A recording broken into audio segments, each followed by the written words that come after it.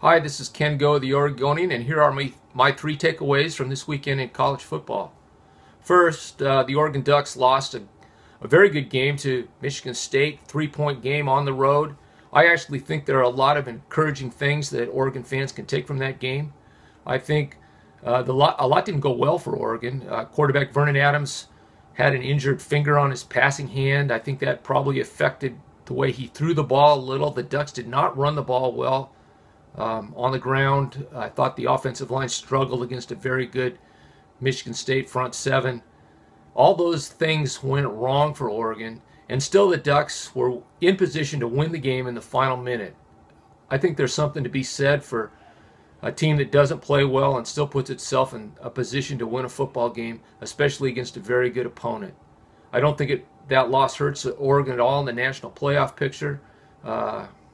Losing at Michigan State, assuming the Spartans continue to win, and I think they will actually help Oregon, I think, later on in the season when the College Football Playoff Committee starts to meet. However, it does mean that Oregon can't lose again, and the Ducks won't lose this week to Georgia State, but the week after that, a very good Utah team is coming to Autzen, so the Ducks need to bear down, take care of business, work on tackling issues, get the offensive line in a position where they can crank out a running game, and they really can't afford another misstep.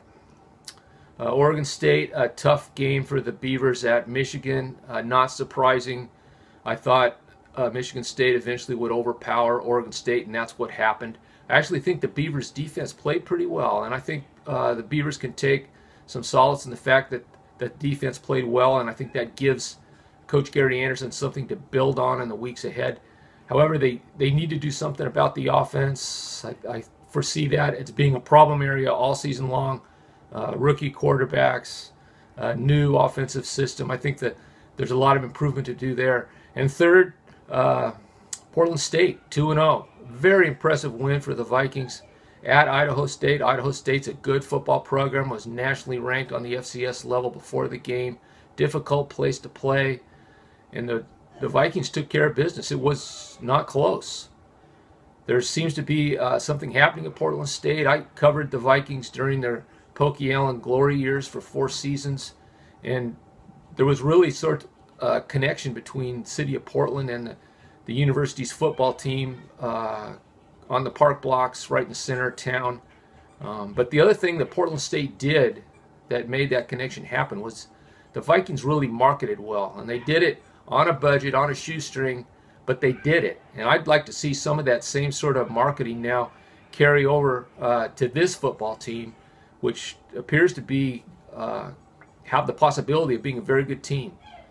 So it's on you, PSU administration. Let's see you come together and make the same kind of effort with your marketing department that the football team's making on the football field.